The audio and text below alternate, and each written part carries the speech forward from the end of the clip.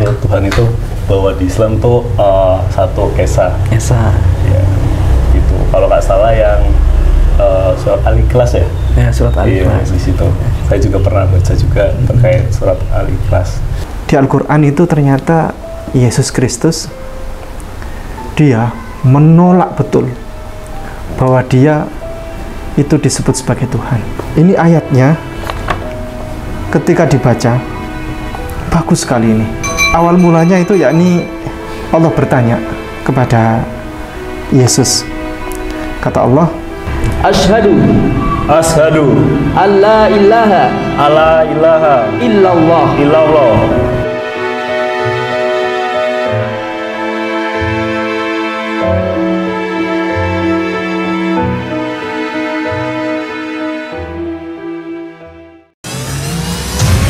Ini adalah lukisan menakjubkan. Lukisan indahnya Kabupaten Kepulauan Sangihe. Dilukis dengan sangat hati-hati dan diselesaikan selama berbulan-bulan. Dilukis oleh seniman yang pernah diundang langsung oleh Raja Salman. Dilelang dengan harga 10,5 juta saja, yang dananya 100% kami gunakan untuk pembangunan Masjid Terpadu Hagia Sophia, Kota Malang. Dan berdirilah benteng yang sederhana awal untuk mengabarkan kebenaran rahmatan lil alamin.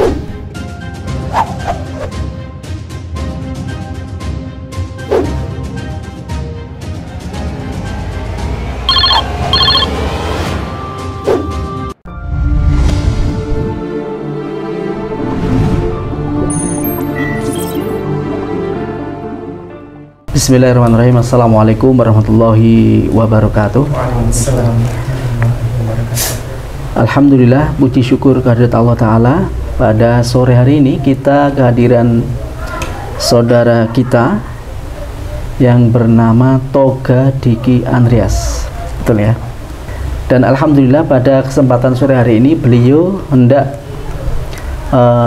merubah status dari non-muslim menjadi muslim, dan ini merupakan suatu momen yang sangat luar biasa, satu momen terindah bagi seseorang ketika mendapatkan hidayah dari Allah Subhanahu wa Ta'ala. Dan pada kesempatan kali ini kita akan coba bertanya tentang bagaimana awal mulanya beliau ada ketertarikan dengan dinul Islam. Silakan diperkenalkan dulu, mungkin apa itu awalnya bagaimana dulu kok bisa tertarik dengan Islam itu, sejak kapan dan bagaimana? Silakan. Mungkin awal mula dari saya kenal Islam itu sebenarnya udah dari kecil, karena background dari keluarga saya itu dari mama itu muslim, jadi saya dari kecil juga udah di lingkungan Islam. Aku mengenal Islam tuh udah dari kecil sampai sekarang gitu. Udah tau lah Islam tuh seperti ini, seperti itu. Tapi untuk aku mengetahui bahwa yang benar-benar saya mempelajari itu awal mula saya di Jogja waktu saya kuliah, waktu semester 5 itu 2018-19 saya baru benar-benar kayak mempelajari, kayak memperbandingkan agama saya dan agama Islam. Dan di samping situ juga saya sering sering bercerita tentang kondisi saya yang ingin mengenal Islam itu sama teman-teman saya waktu di Jogja. Nah, itu awal mula saya mengenal Islam tuh dari situ juga, dari teman saya juga. Dia sharing ini gini tuh, Islam gini-gini, dan saya juga memperbandingkan antara agama saya dan agama Islam, kayak mengenai ketuhanannya, seperti kayak kegiatan itu apa sih perintah-perintahnya gitu, kayak hukum-hukumnya, kayak gitu sih. Tapi yang terutama itu terkait ketuhanannya. Iya, terkait ketuhanannya.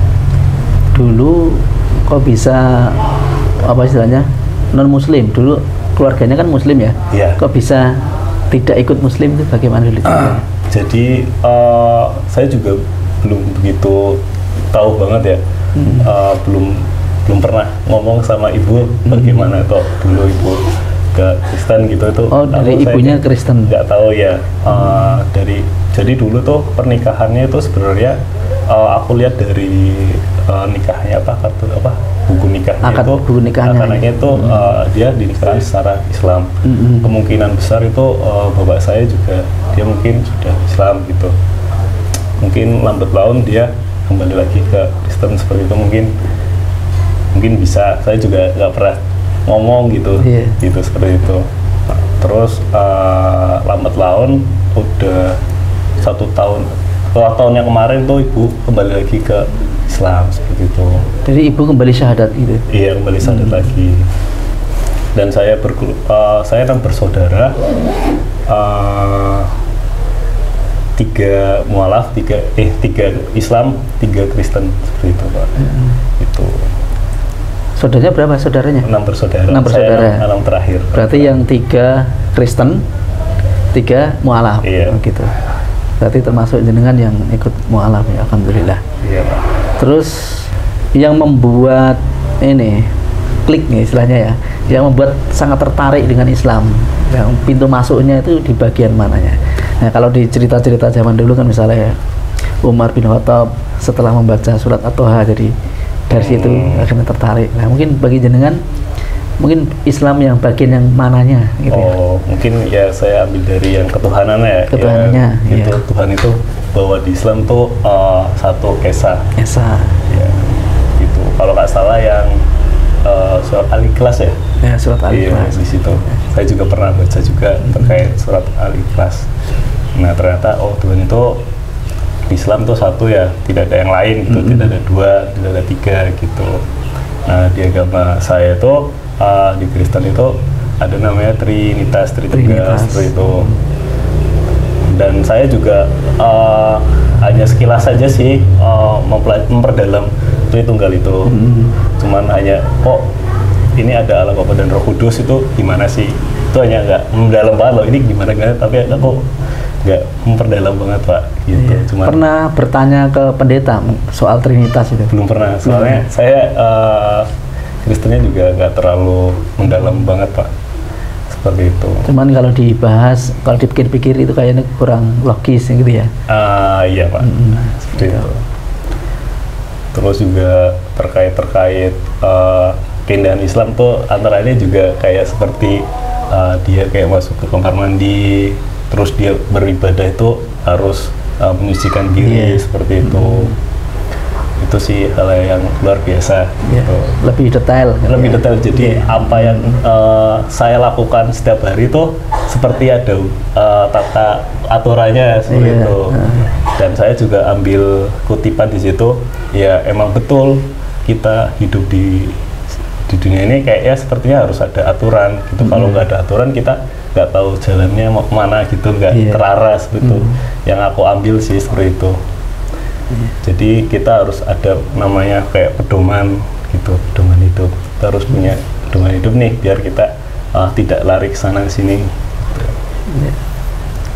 Kemudian ketika mau syahadat ini sudah tahu keluarga? Ibu paling. Ibu. Iya. Bapaknya belum? Bapak udah meninggal dunia. Udah Pak. meninggal. Iya, 2015. Terus teman-teman juga ada yang tahu? Kalau teman-teman belum ada. Mungkin tadi atasan para kerja aja itu karena saya izin pulang duluan seperti itu. Ya. Dari aturan Islam yang begitu istilahnya sempurna, mengatur semua sisi kehidupan ya. Jadi memang seperti itu. Dan sekiranya nanti masuk Islam, kira-kira siap tidak dengan aturan Islam yang begitu kompleks gitu. Siap. Misalnya harus sholat 5 waktu, ya kan, ibadahnya sehari 5 kali, ya gitu kan. Kalau di agama sebelumnya ibadah hanya seminggu sekali gitu.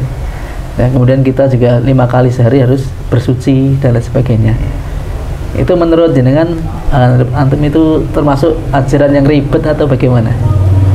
Enggak, soalnya aku ambil dari segi itu ya Pak. Soalnya dari pembelajaran hidup saya gitu, kalau kita mau mendapatkan hal yang luar biasa, kita pasti harus susah payah seperti itu sih Pak. Iya. Jadi kita mau dapat yang luar biasa, kita harus bekerja keras seperti itu. Bekerja keras. Mm-hmm. Ya, bagus. Berarti udah mantep ya dalam hati Pak. ya. Karena memang untuk bersyahadat itu masuk Islam itu harus bersumber dari hati. Jadi Islam itu tidak ada paksaan. Jadi nggak boleh ada karena iming-iming, karena iming-iming jabatan, iming-iming sembako dan lain sebagainya, atau iming yang lain lah. Jadi betul-betul tidak ada paksaan.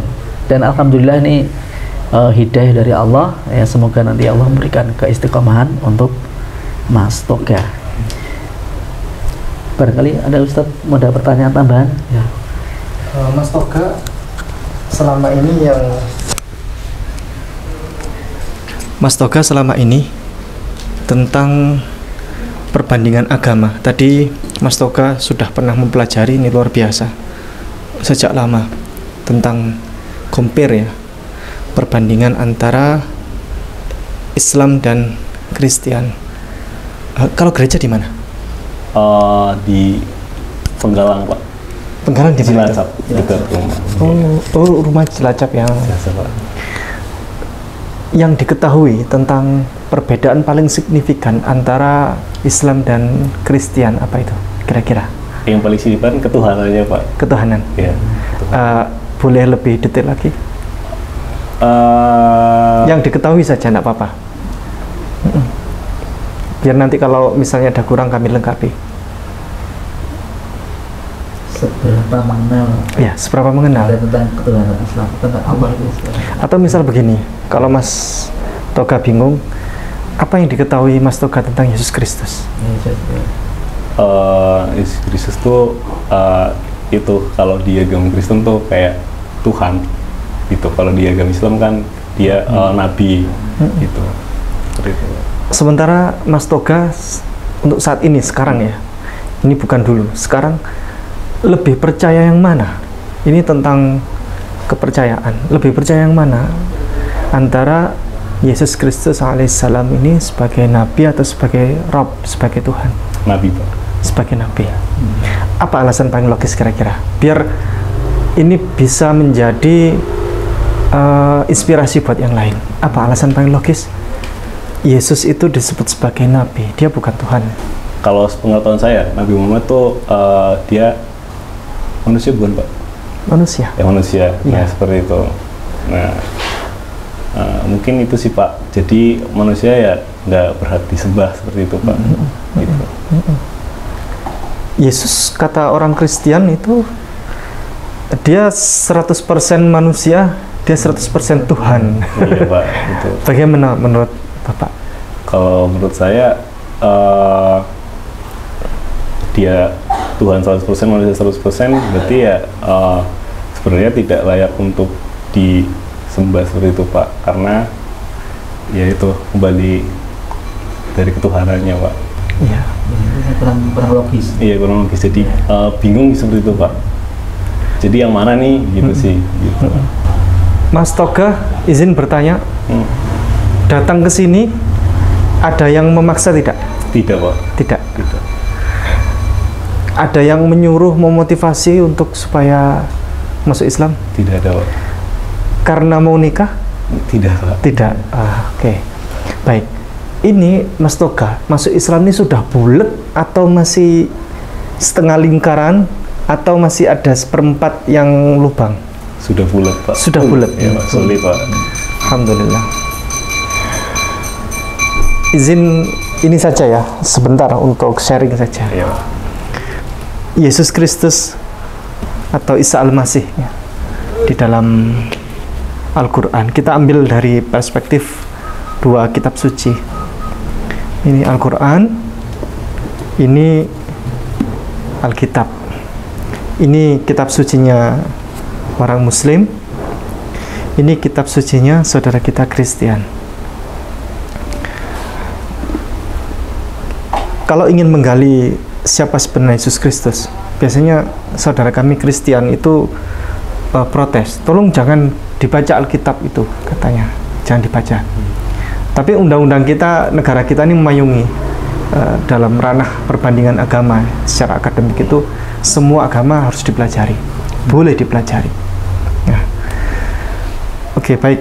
Kalau terlalu sering baca Alkitab juga tidak menyampaikan Al-Quran, oke, baik, kita sampaikan hari ini tentang Al-Quran. Di Al-Quran itu ternyata Yesus Kristus, dia menolak betul bahwa dia itu disebut sebagai Tuhan. Ini ayatnya ketika dibaca bagus sekali ini. Awal mulanya itu yakni Allah bertanya kepada Yesus. Kata Allah, a'udzubillahi minasyaitonirrajim. Wa idz qala Allahu ya Isa ibn Maryam. Ini. A anta qulta lin-nasi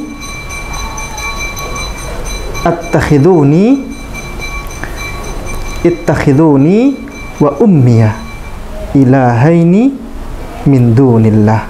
Qala subhanaka ma yakunu li an aqula ma laysa li bihaqqin in kuntu qultuhu ini faqad alimtah ta'lamu ma fi nafsi wa la a'lamu ma fi nafsik innaka anta 'allamul ghuyub. Kata Allah berfirman begini. Allah bertanya kepada Nabi Isa, pada Yesus. Ya Isa ibn Maryam, wahai Yesus Kristus, wahai Isa putra Maryam, wahai putra Maryam, anta qulta linnas, apakah kamu memang pernah mengatakan kepada umat manusia, ittakhiduni wa ummiya ilahaini, bahwa menjadikan diri saya, diriku ini, maksudnya dirinya Yesus ini, dan ibunya itu, Umi ya, mamanya Yesus itu, Bunda Maria, ilahaini, Tuhan min dunillah, selain Allah. Wahai Isa, apakah engkau pernah berkata kepada manusia bahwa aku Yesus dan ibuku itu sebagai Tuhan, sesembahan selain Allah? Itu. Qala subhanaka ma yakunu li an aqula ma laysa li bihaqqin. Kata Yesus begini, ya Allah, subhanaka, maha suci engkau ya Allah. Ini. Ma yakunu li an aqula ma laysa li bihaqqin. Aku ini tidak berhak untuk menyatakan sesuatu yang tidak benar seperti itu. Ya. In kuntu qultuhu faqad alimtah. Karena ini, sesungguhnya aku ini jikalau berkata seperti itu, maka engkau sudah tahu lebih dulu, begitu. Kalau misalnya saya berkata bahwa aku mengaku Tuhan, engkau lebih tahu lebih dulu enggak ya Allah, begitu. Ta'lamu ma fi nafsi wa la a'lamu ma fi nafsik. Engkau mengetahui apa-apa yang ada pada diriku, tetapi aku tak pernah mengetahui tentang engkau ya Allah, gitu. Innaka anta 'allamul ghuyub, sesungguhnya engkau adalah yang maha mengetahui tentang hal-hal yang gaib. Ini tentang Al-Quran, bahwa Yesus ternyata menolak. Dia tidak pernah menyebut dirinya sebagai Tuhan atau sesembahan, termasuk ibunya juga tidak pernah. Aku, ibuku sebagai Tuhan. Lalu bagaimana kalau Alkitab? Alkitab ini kalau dibaca bagus sekali, karena rentetan ini banyak bercerita tentang kehidupan Yesus Kristus, termasuk segala pengakuan dia tentang ketuhanan. Di Alkitab setebal ini sama sekali tidak pernah ditemui yang Yesus Kristus mengaku secara tegas, secara lugas, tanpa ambigu, tanpa kata ganti, bahwa aku ini Yesus, aku adalah Tuhan, aku adalah Allah. Tidak pernah.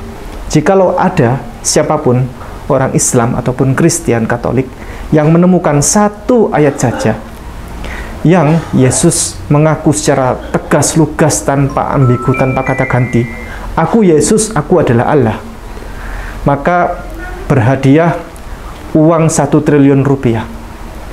Kenapa saya berani seperti itu? Ya memang karena nggak ada. Biasanya paling mentok mereka jawabannya di Yohanes pasal 13 ayat 13. Tidak. Itu kalau di bahasa aslinya, boleh bahasa Yunani atau bahasa Hebrew atau bahasa yang Alkitab tertua. Alkitab punyanya Kristen Ortodoks ya, Alkitab bahasa Arab ini. Yohanes 13 ayat 13. Itu bukan Tuhan dia. Tapi Sayyid, Tuhan. Nah, nanti saya bukakan kepada Mas Alfian. Ini saya sekilas ingin menyampaikan tentang ini. Yang paling penting yakni apa yang disampaikan Yesus ketika, apakah dia menyampaikan bahwa dirinya Tuhan? Dia menolak ternyata. Jawab Yesus itu ada di Matius pasal 7 ayat 21. Boleh dibantu dibacakan. Matius pasal 7 ayat 21. Matius pasal 7 ayat 21 berbunyi, bukan setiap orang yang berseru kepadaku, Tuhan, Tuhan, akan masuk ke dalam kerajaan sorga, melainkan dia yang melakukan kehendak Bapakku yang di sorga. Jadi yang menyebut Tuhan, Tuhan kepada Yesus Kristus itu justru tidak masuk ke dalam kerajaan surga. Dia menolak dia. Ini ayat ini mungkin jarang dibaca sama saudara kita Kristen Katolik. Karena faktanya seperti ini. Tidak ada tafsiran lain, saudara. Melainkan yang apa tadi itu? Mengikuti kehendak Bapakku di surga. Siapa Bapakku? Ternyata Yesus menjawab lagi di Yohanes pasal 20 ayat 17. Boleh dibantu dicari, gak apa-apa. Berapa, Pak?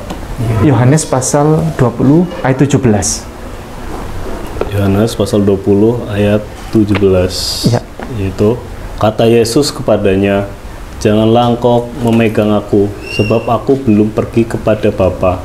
Ya. Tetapi pergilah kepada saudara-saudaraku, Ya. dan katakanlah kepada mereka bahwa sekarang aku akan pergi kepada Bapakku dan Bapamu, Ya. kepada Allahku dan Allahmu. Ya. Apakah Yesus itu yang disebut sebagai Bapaknya Yesus itu adalah sebagai Father, sebagai Bapaknya Yesus saja? Ternyata bukan. Murid-muridnya juga kembali kepada Bapakku dan Bapakmu, Allahku dan Allahmu.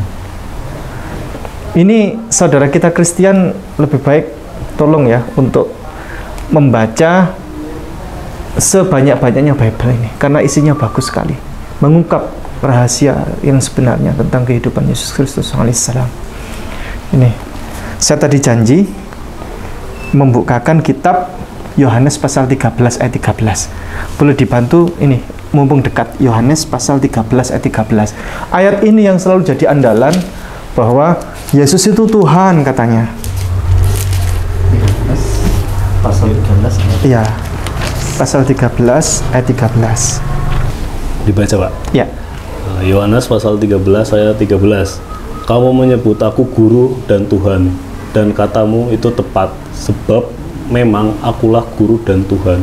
Itu kata siapa itu? Ayat 13 coba tadi. Yesus yang bilang. Kau menyebut aku guru dan Tuhan, katanya. Ya memang katamu tepat, sebab aku adalah guru dan Tuhan. Itu kata Yesus.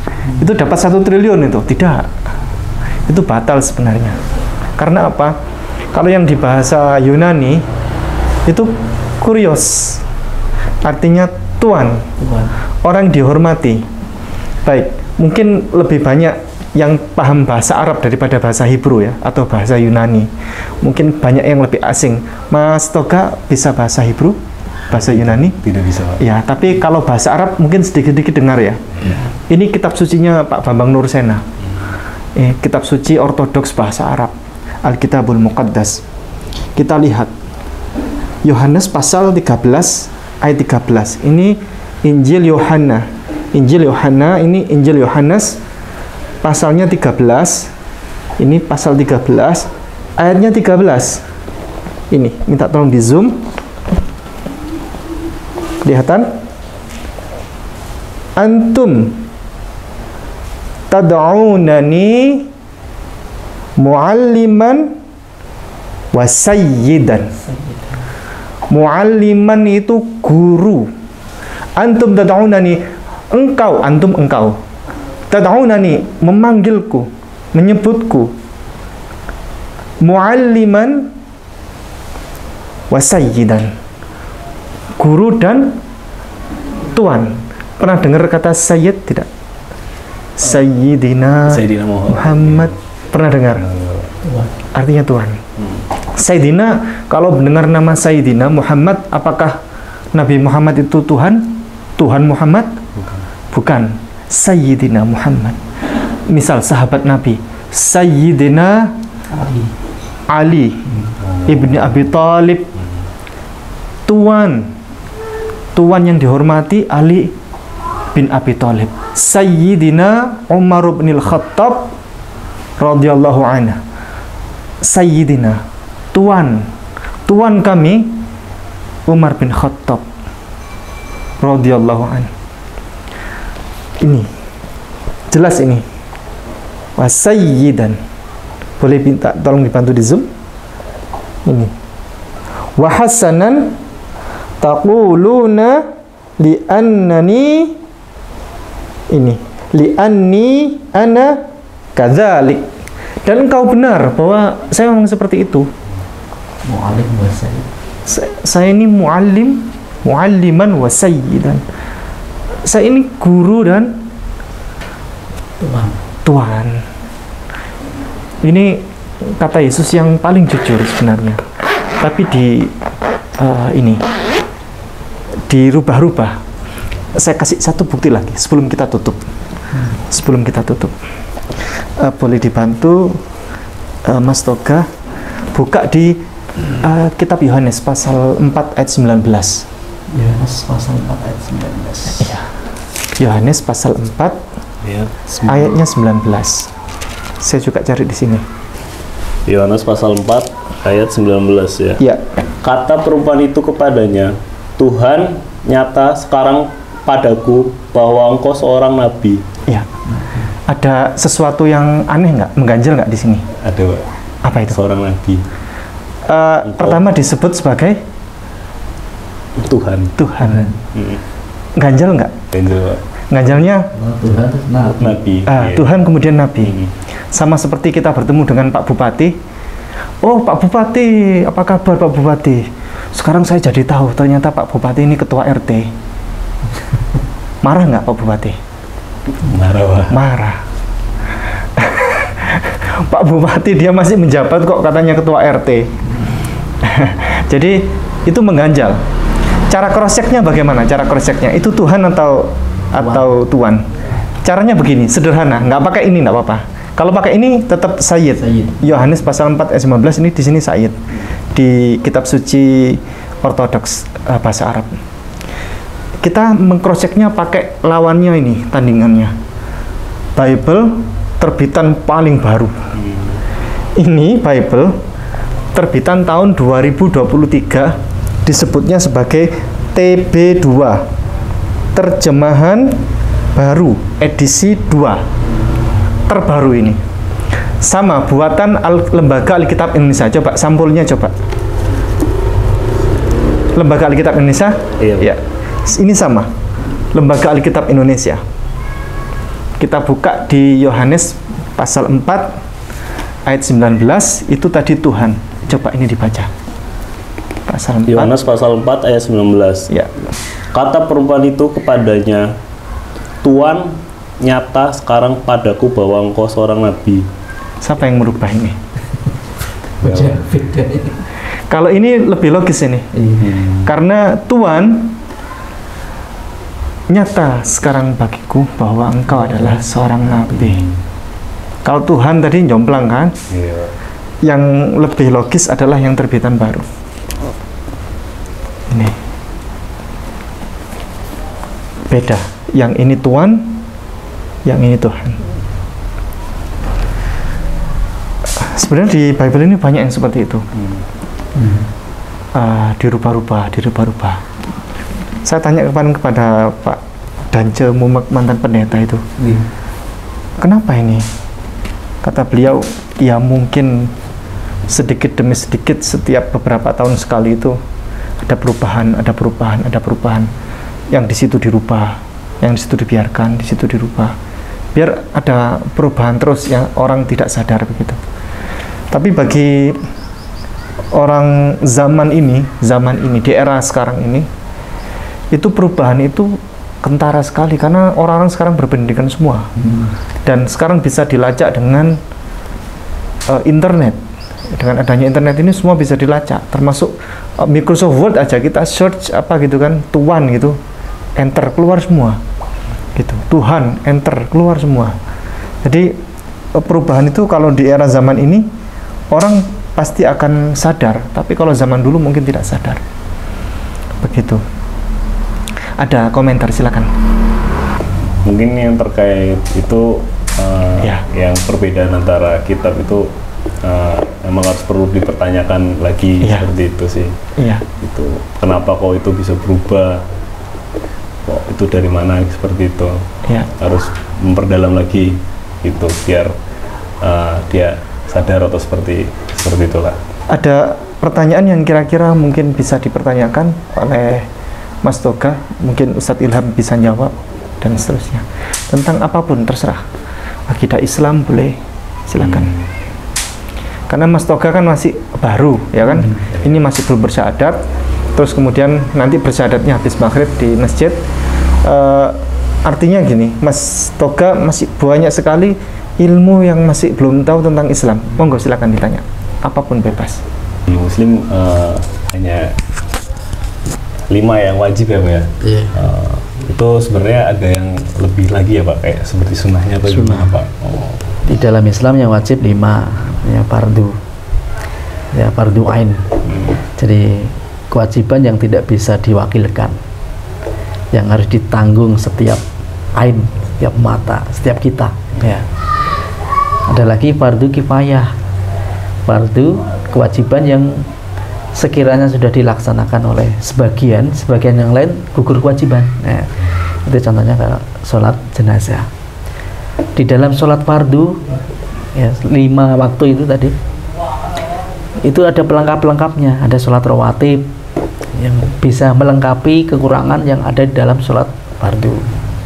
Jadi misalnya di dalam sholat fardu kan kadang kita nggak khusyuk, ya, ketika takbir khusyuk, tapi di tengah perjalanan ada bermacam-macam pikiran kan pahalanya nggak 100%. Nah itu nanti bisa disempurnakan dengan sholat rawatib.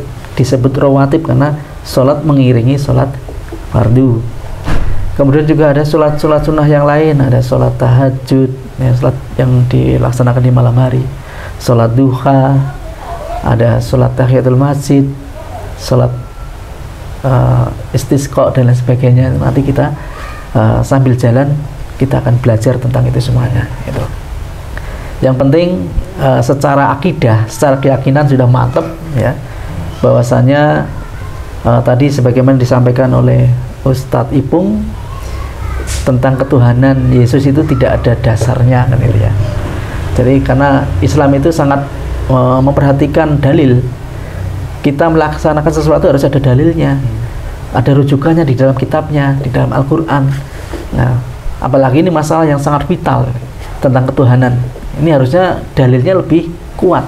Dan ternyata tadi dijumpai ya sangat ambigu dan tidak logis tentang ketuhanan Yesus tadi. Ya.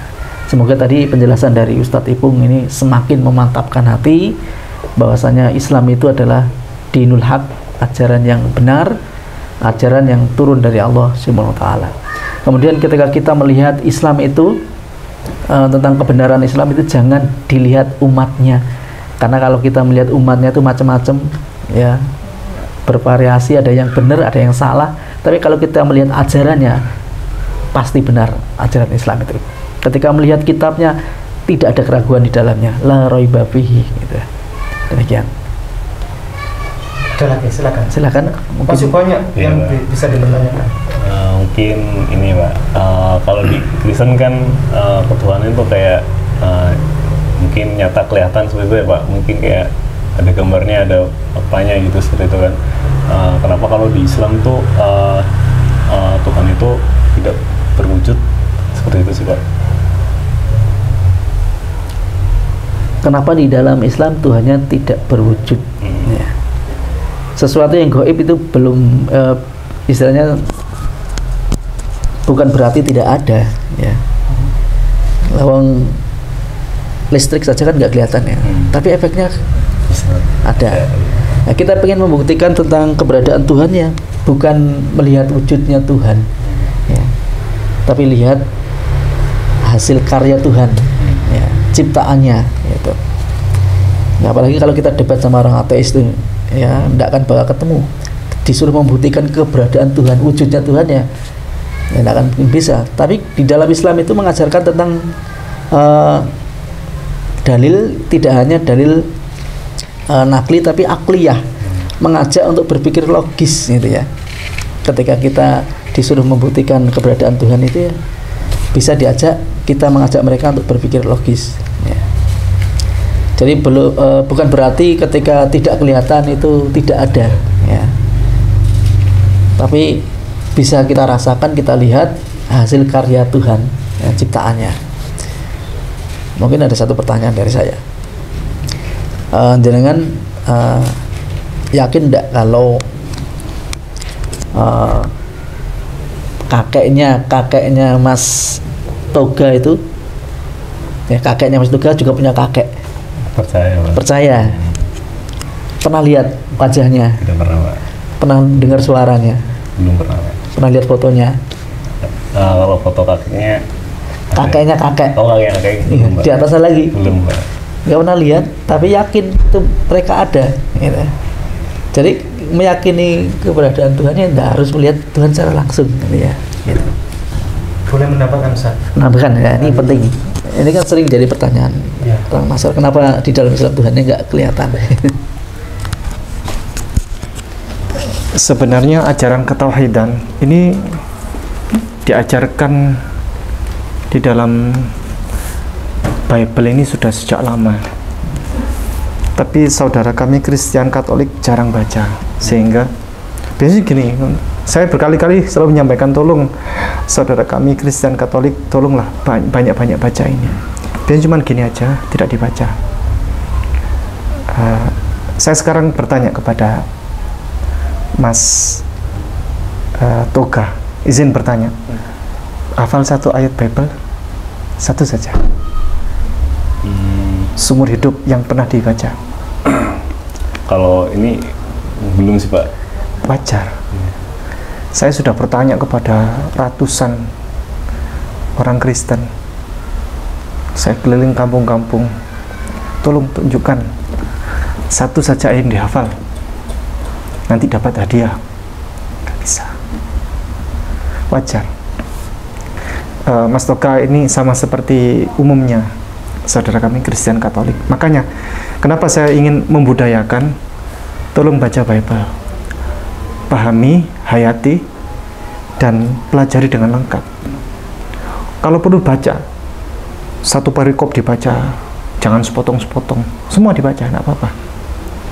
Nah, yang terkait ketuhanan tadi, ini Bible sudah lama ajarkan bahwa Tuhan itu yang real itu tidak terlihat. Bahkan ada larangan di kitab Keluaran pasal 20 ayat 4. Permisi. 24. Pasal 20 ayat 4. Keluaran 20 ayat 4. Iya. Jangan membuat bagimu berhala yang menyerupai apapun yang ada di langit dan di atas, atau yang ada di bumi di bawah, atau yang ada di dalam air di bawah bumi. Ya, jadi nggak boleh bikin berhala, karena Allah itu pencemburu, yang maha pencemburu. Allah itu. Jadi kalau membuat berhala-berhala yang menyerupai sesembahan, sehingga itu namanya hukumnya syirik, membuat sesembahan lain selain Allah, atau menyamakan. Karena kenapa tidak boleh membuat berhala? Karena khawatir menyamakan sesembahan atau menyamakan Allah dengan makhluk. Begitu. Jadi Allah itu punya banyak sifat ya, termasuk wa khalafatu lil hawadithi dan seterusnya. Jadi tidak ada satu apapun yang menyerupai Allah. Kalau dibuat berhala itu sama seperti Allah itu ada keterbatasan begitu. Ini sebenarnya sudah diajarkan di Alkitab. Dan bahkan itu namanya 10 perintah Tuhan ya, 10 perintah Tuhan. Jangan mencuri, jangan berzina, jangan membuat patung-patung termasuk di dalamnya itu. Tapi kalau di Katolik ya Mas Toga, Protestan ya, itu ada biasanya salib, itu ada patung Yesus Kristus. Makanya diprotes oleh, kalau yang Protestan itu Protestamen ya, Protestamen. Dia Protestan itu bukan hanya protes dia, tapi Protestamen, kembali kepada testamen ini. Dia salibnya itu tanpa ada patung. Akhirnya kejadian betulan ketika foto Yesus Kristus itu diserupakan, maksudnya diwujudkan, akhirnya banyak sekali macamnya. Mungkin Mas Toga punya HP, bisa diketik Yesus Kristus di banyak negara gitu. Pilihnya di image ya, Google Image. Google Image ya. Yesus Kristus di banyak negara, ya, di berbagai negara. Nah, yang mana? Mohon dibantu ditunjukkan ke kamera. Nah, itu Yesus Kristus di berbagai negara. Tergantung warna kulitnya juga tergantung mengikuti dari ras negara tersebut. Kalau Afrika itu Yesusnya hitam. Kalau Jepang itu agak sipit. Ya, dan seterusnya. Kalau yang Arab itu mirip ke Arab-Araban. Terus yang sementara yang beredar ya, yang viral ini foto Yesus itu bule wajahnya. Padahal Yesus bukan orang bule. Dia orang Arab dia. Kayak gini nih. Ini fotonya siapa? Begini nih kalau akhirnya wajah itu direalisasikan. Ini Bunda Maria, ini Yesus. Apakah seperti ini? Wallahu a'lam. Kan begitu. Bisa jadi ini bukan Bunda Maria, ini bukan Yesus. Karena yang lalu kami jalan-jalan sama Ustadz Kainama itu jalan-jalan, ini ada ke komplek kekristenan, ini ada patung, ini bukan patung Yesus. Kayak Bunda Maria, ini bukan Bunda Maria. Ini Dewa Matahari, ini gitu. Jadi dalilnya ada semua, ada semua. Kenapa Nabi Muhammad wajahnya juga tidak tidak divisualisasikan? Karena itu khawatir ada banyak sekali tindakan yang penyelewengan, termasuk akhirnya menjadi sesembahan, ya kan? Misalnya foto Nabi Muhammad ada di rumah Ustadz Ilham ini, akhirnya orang itu karena kagumnya takjub, Nabi Muhammad itu kayak akan disembah. Nah, itu namanya syirik, dikultuskan. Betul. Orang itu kalau sudah terlalu cinta, itu cinta mati. Akhirnya seperti menyerupakan itu dengan Tuhan. Itu khawatirnya, itu disebut syirik. Ya. Di dalam Islam itu semua dosa bisa diampuni oleh Allah, kecuali satu, syirik. Ustadz Ilham mungkin nanti bisa menjelaskan. Kalau ada pertanyaan lagi silakan. Nggak apa-apa, mumpung ada waktu belum maghrib. Mungkin yang aku alamin aja ya Ustadz. Mungkin terkait kayak orang Muslim tuh ternyata hebat-hebat, pinter-pinter Ustadz. Itu aku ambilnya tuh dari belajar ini kayak tajwid ya Ustadz. Tajwid atau yang alif batu itu apa? Hijayah. Hijayah ya. Ternyata aku kira ini hijayah aja nih kayak alif bata seperti itu Ustadz. Ternyata saya pelajari ternyata wah masih panjang banget nih Ustadz, kayak harus ada inilah yang A terus I terus E gitu, gitu Ustadz. Dan ada yang lain-lain Ustadz, kayak harus disambungin lagi gitu. ternyata wah ini keren-keren banget ya, maksudnya kayak udah aku lihat yang di TV tuh Mas Dad yang dia udah habis itu udah hafal semua kitabnya gitu, itu keren banget sih Mas Dad. Gitu, kalau salut sih. Iya. Dan banyak yang hafal Al-Quran gitu, yang umat Islam itu, karena begitu yakin dengan kebenaran Al-Quran kan. Jadi ada motivasi yang sangat besar untuk bisa menghafal Al-Quran gitu. Di samping karena memang Al-Quran merupakan mukjizat yang sampai hari kiamat tetap ada. Nabi-nabi kan punya mukjizatnya. Isa punya mukjizat bisa menyembuhkan orang sakit pada waktu itu dok. Nabi Musa punya mukjizat, tongkatnya bisa berubah jadi ular, bisa membelah lautan pada saat itu saja. Tapi mukjizatnya Nabi Muhammad yang paling gede itu justru nih Al-Quran ini. Al-Quran ini mukjizat yang paling besar, yang sampai hari ini umat Islam bisa menyaksikan mukjizat ini, bisa menyaksikan, mempelajari, dan bisa membersamai mukjizat ini sampai hari kiamat. Dan tidak pernah bisa berubah. Dan tidak pernah bisa berubah. Gitu. Gitu. Makanya jangan heran ketika umat Islam itu memiliki kekuatan keimanan yang luar biasa, meskipun tidak berjumpa dengan nabinya. Kita dengan Nabi Muhammad kan jauh 1400 tahun yang lalu. Tapi keimanan orang Muslim itu luar biasa, karena bisa dekat dengan mukjizat Al-Quran ini. Dulu zamannya Nabi Musa, para pengikutnya juga punya keimanan yang luar biasa karena melihat langsung mukjizatnya pada waktu itu. Dan kita hari ini tidak harus ketemu dengan Nabi Muhammad, tapi bisa memiliki keimanan yang luar biasa karena mempelajari mukjizat ini, Al-Quran. Kalau dicari-cari kelemahannya nggak akan bakal ketemu Al-Quran, kelemahannya nggak ada. Gitu. Tidak ada satupun yang kontradiksi di dalamnya. Itu.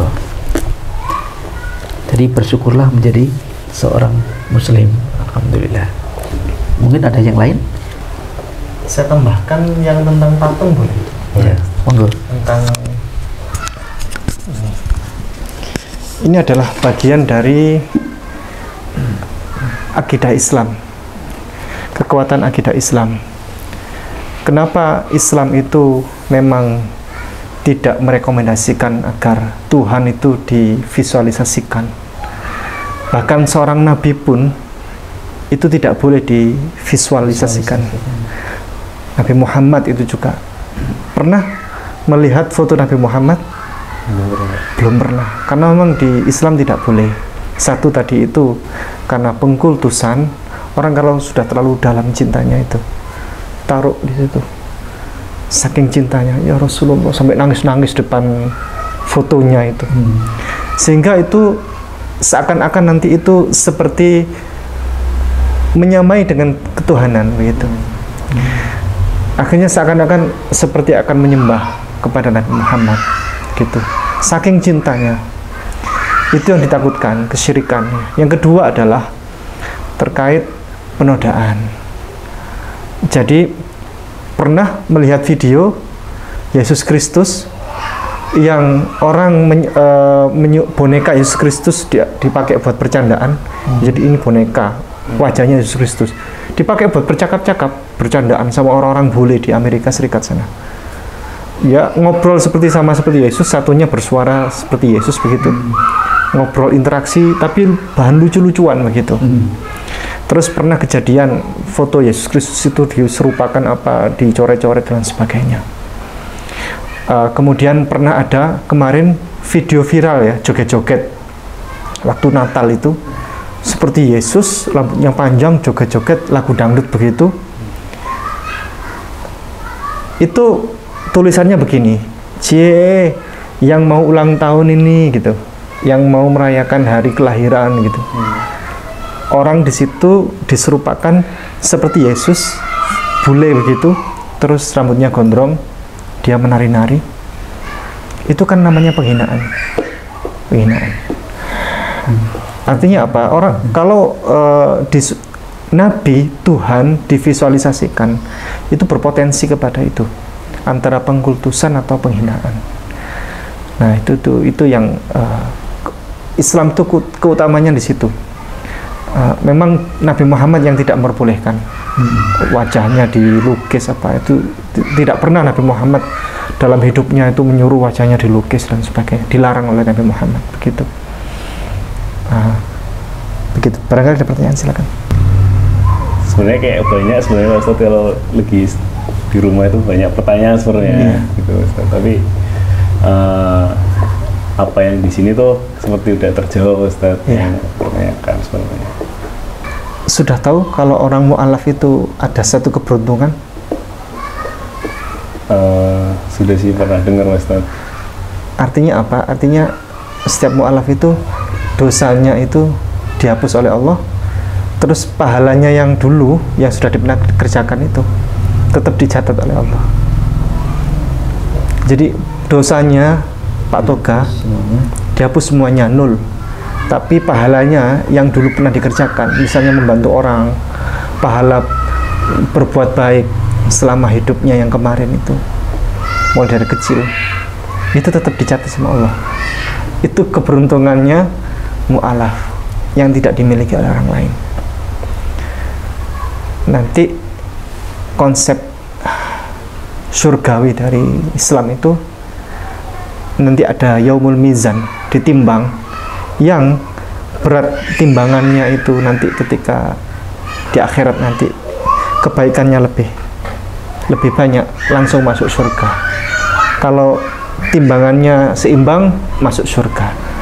Kalau timbangannya lebih banyak keburukan, tetap masuk surga, tapi dikonversi dulu di neraka sesuai dengan masa sebanyak apa dia melakukan keburukan itu, konversi dulu di neraka baru masuk surga dia. Tapi untuk orang non muslim itu jatuhnya itu adalah neraka selama-lamanya. Dalilnya innal ladzina kafaru min ahlil kitabi wal musyrikina fi nari jahannama khalidina fiha abada.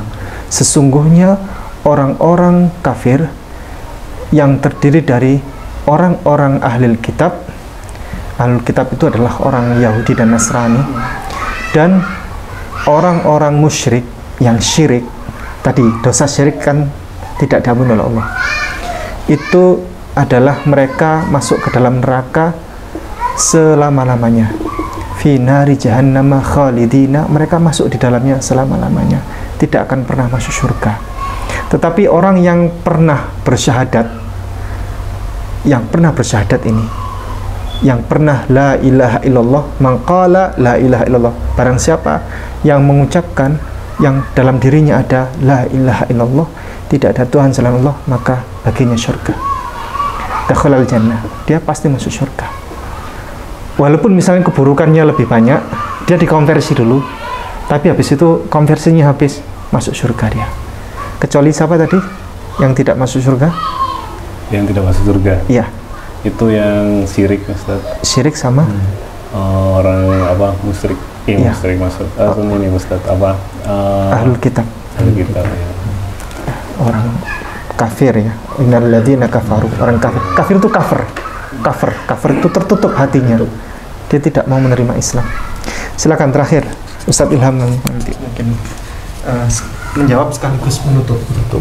Mudah-mudahan bisa memberikan inspirasi dan pencerahan untuk para penonton juga yang di rumah, dan mudah-mudahan untuk Mas Toga ini semakin yakin dengan keimanannya dan Allah berikan keistiqomahan sampai akhir hayatnya. Amin.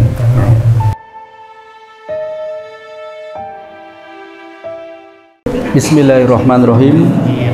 Assalamualaikum warahmatullahi wabarakatuh. Ada beberapa tamu yang akan melaksanakan momen yang bersejarah, momen yang penting yang dilakukan sekali seumur hidup. Dan alhamdulillah sudah hadir di tengah-tengah kita ini para pengurus dari Mu'alaf Center Nasional Hagia Sophia Pusat. Beliau Ustadz Ipung Atria, kemudian bersama teman-temannya yang lainnya. Kemudian juga sudah hadir pula calon mu'alaf kita malam hari ini yang akan kita bacakan identitasnya, nama, Toga Diki Andreas. Bapak Ibu rahimakumullah, sebelum nanti kita melaksanakan prosesi syahadat, izinkanlah kami menyampaikan sesuatu dan bertanya kepada yang bersangkutan. Mas Toga, mic-nya sudah. Hadirin wal hadirat, Bapak Ibu rahimakumullah, Mas Toga ini merupakan manusia yang paling suci di sini setelah nanti mengucapkan syahadat, karena semua dosa-dosanya diampuni oleh Allah dan semua kebaikannya tetap dicatat oleh Allah yang sebelum masuk Islam. Sehingga di antara kita yang hadir di sini, yang paling beruntung yang hadir di sini adalah Mas Toga, karena semua dosanya dihapus, semuanya diawali dari nol.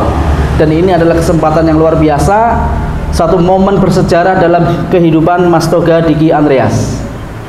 Sebelumnya kami tanyakan kepada Mas Toga, apakah Mas Toga dalam melaksanakan syahadat ini ada paksaan?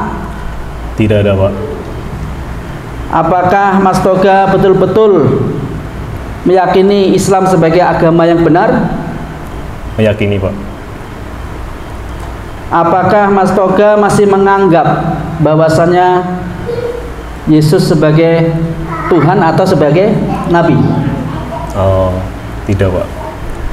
Berarti Yesus sebagai Nabi. Apakah Mas Toga yakin bahwasannya Muhammad SAW sebagai Nabi dan Rasulullah? Iya, Pak. Yakin. Yakin. Baiklah, kalau sudah yakin, mantap. Nanti kita bisa laksanakan prosesi syahadat, dan bapak-bapak, ibu-ibu yang hadir di sini sebagai saksinya, sebagai saksi hidup yang menyaksikan bagaimana Mas Toga melaksanakan momen bersejarah ini. Dan nanti Mas Toga bisa mengikuti apa yang saya ucapkan. Bismillahirrahmanirrahim. Bismillahirrahmanirrahim. Asyhadu alla ilaha illallah wa ashhadu anna Muhammadar Rasulullah. Aku bersaksi bahwa tiada ilah yang berhak disembah kecuali Allah, dan aku bersaksi bahwa Muhammad itu Rasulullah. Sudah sah? Baik, kita takbir. Allahu Akbar. Alhamdulillahirabbil alamin. Sudah selesai untuk prosesi syahadatnya, dan setelah ini nanti Mas Toga bisa melaksanakan mandi wajib. Kemudian untuk selanjutnya nanti Mas Toga bisa memperdalam tentang keislaman. Nanti bisa saya bimbing untuk belajar cara berwudu, cara sholat, dan lain sebagainya. Dan untuk pelaksanaan sholat pertama kali nantinya bisa dilaksanakan sholat semampunya dulu. Bisa, kalau belum hafal Al-Fatihah ya sambil baca, ya semampunya dulu. Dan semoga kita semuanya yang hadir di sini dipertemukan oleh Allah nanti di akhirat kelak di jannahnya. Amin Allahumma amin. Demikian untuk prosesi syahadat malam hari ini. Saya kira cukup. Alhamdulillahirabbil alamin. Subhanakallahumma rabbana wa bihamdika asyhadu an la ilaha illa anta astaghfiruka wa atubu ilaik. Wassalamualaikum warahmatullahi wabarakatuh.